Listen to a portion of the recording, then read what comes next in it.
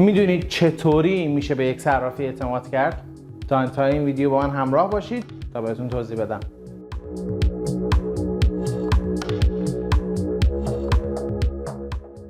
سلام و عرض ادب به همه عزیزان و همراهان پیج صرافی انگلستان. متاسفانه این روزها خبر کلاهبرداری ها کم نیست. عزیزانی بودن که از این گروه افراد آسیب دیدن.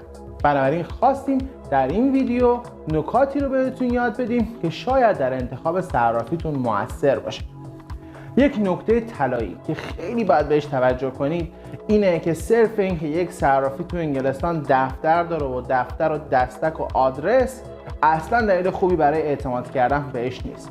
چه بسا که خیلی از کسایی که دفتر و آدرس داشتن امانتدار خوبی نبودن. به نظر من مهمترین نکته برای اعتماد به یک صرافی قانونی بودن اون صرافی هستش.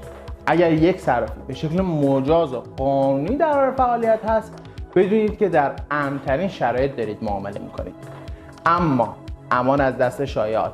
شاید شما هم شنیده باشید که صرافی‌های مجاز در انگلیس مشتریاشون رو گزارش میکنن و اونا رو به دردسر میندازن و این صحبت ها. اما همونطور که گفتم این فقط یه شایعه است. اول یه توضیح بهتون بدم که سازمان ناظر امور مالی یا همون FCA Financial Conduct Authority یک مرجع نظارتی تو انگلستانه که زیر نظر وزارت خزانه‌داری و پارلمان بریتانیا است. وظیفه اصلیش هم اینه که از سرمایه کاربران در برابر کارگزارهای حوزه مالی محافظت کنه.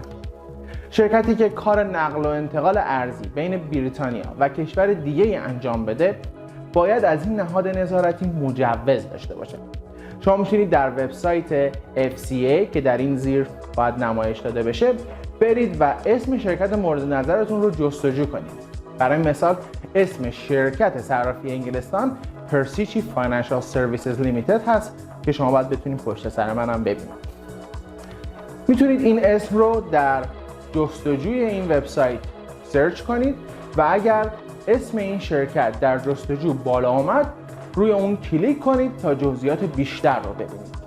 در این جزئیات بیشتر سایت اون صرافی، شماره تماسشون و بقیه اطلاعات تماس اون شرکت نمایش داده بشه که شما بدونید دارید با جای درست تماس برقرار میکنید.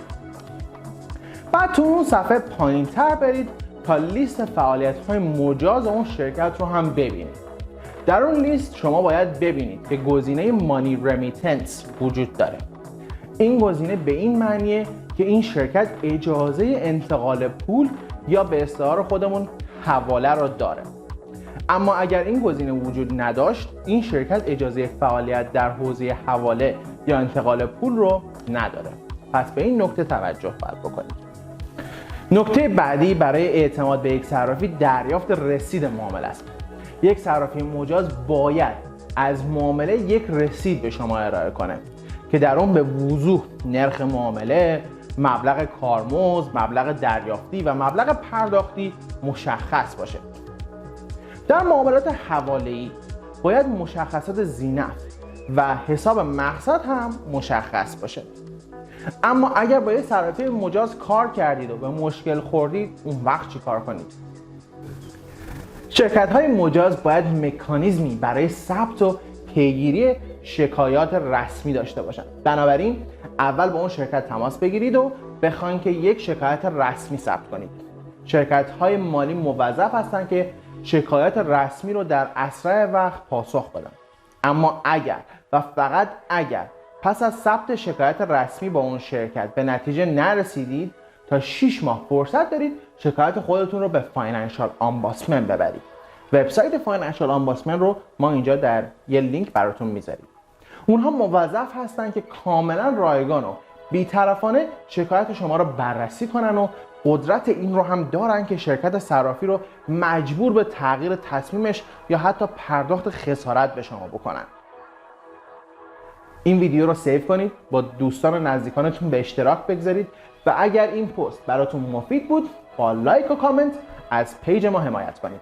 اگر سوالی دارید در قسمت کامنت برامون بنویسید و من هم سعی میکنم در اسرع وقت بهش پاسخ بدم. مواظب خودتون و پولاتون باشید.